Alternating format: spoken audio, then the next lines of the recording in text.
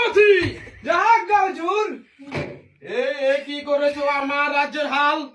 আমার রান্না করা বিরিয়ানি খেয়ে তুমি করেছো কি হাল? এখন আমি ঘুম থেকে উঠে কি খাবো তোমাদের বাল? কে খেয়েছে সেই বিরিয়ানি, আমার রান্না করা বিরিয়ানি? জনাব। বন্দি করো তাকে।